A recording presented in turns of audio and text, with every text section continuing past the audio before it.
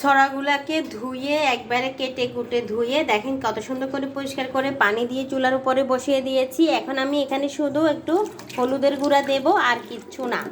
এতে এগুলো নিয়ে একটু ফুটিয়ে নেব, সিদ্ধ করে নেব। দিয়েছি চুলাটা জেলে, ঢাকনাটা উঠালাম। দেখেন মাশাল্লাহ ছড়াগুলা কত সুন্দরভাবে সিদ্ধ হয়ে গেছে। এখন আমি পানিটা ফেলে দেব।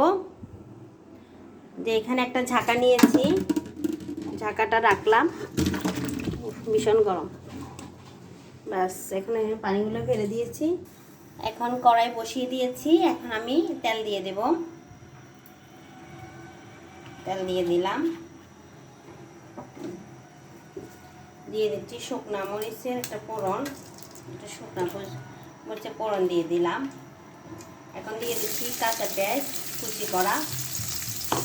এখানে সব মশলাগুলো আমি দিয়ে দেবো একে একে করে। দিয়ে দিচ্ছি বেশ খানিকটা রসুন পেস্ট করা, তারপরে দিয়ে এখন ভালো করে একটু হালকা করে ভেজে নেব। সব মশলাগুলো একে একে দিয়ে দেব। দিয়ে দিচ্ছি লাল মরিচের গুঁড়া, দিয়ে দিচ্ছি হলুদের গুঁড়া,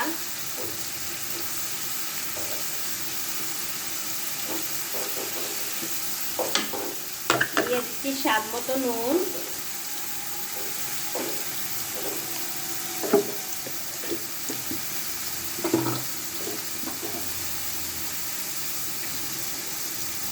দিয়ে দিচ্ছি একটু ভাজা জিরার গুঁড়া,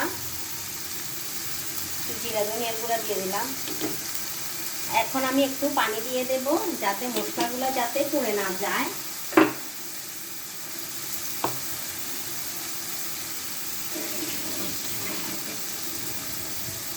অল্প একটু কষানোর জন্য মশলাগুলো একটু পানি দিয়ে দিলাম, যাতে একটু ভালো করে কষানো হয়। একটু আমি 2 মিনিট এগুলো কষিয়ে নেব। পানি দেখেন অনেক সুন্দরভাবে তেলগুলো কিন্তু উঠে আসছে। এখন আমি ছড়াগুলো দিয়ে দেব। এখানে ছড়াগুলো দিয়ে দিলাম। আমি অল্প একটু পানি দিয়ে একটু কষিয়ে নেব ছড়াগুলা। এখন ঢাকনা দিয়ে দেব একটা।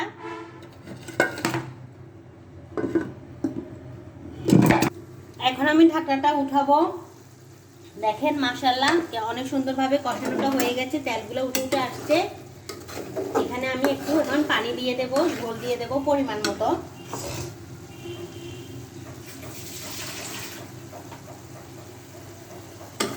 তেলের উপরে যখন উঠে আসছে এখন আমি ঝোল দিয়ে দেব।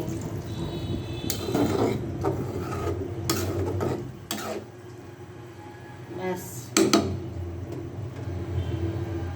দেখেন মাশাআল্লাহ কত সুন্দর একটা কালার আসছে। এখন ফুটে আসলে মাছগুলা দেব। এখন একটা ঢাকনা দিয়ে দিই, যাতে তাড়াতাড়ি করে ফুটে আসে। এখন আমি ঢাকনাটা উঠাবো। ব্যাস দেখেন মাশাআল্লাহ কত সুন্দরভাবে হয়ে গেছে। এখন আমি সবগুলা মাছ দিয়ে দেব, যে ভেজে রাখছিলাম যে মাছগুলা, সবগুলা মাছ দিয়ে দিচ্ছি।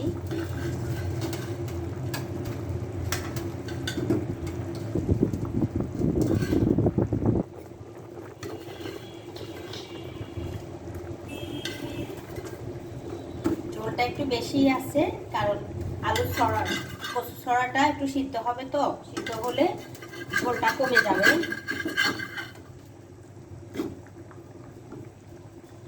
সবগুলা মাছ আমি দিয়ে দিয়েছি এখানে। এখন সিদ্ধ হওয়া পর্যন্ত অপেক্ষা করব, ঝোলটাও কমে যাবে। সিদ্ধ হয়নি এখনো।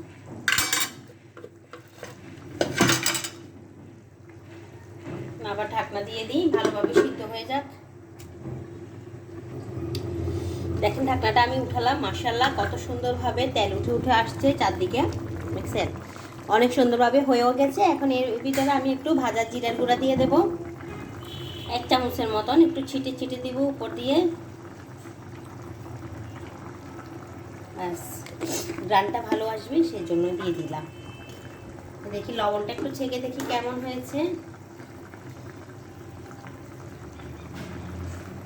মাশাআল্লাহ সেই স্বাদ হয়েছে, সেই স্বাদ হয়েছে।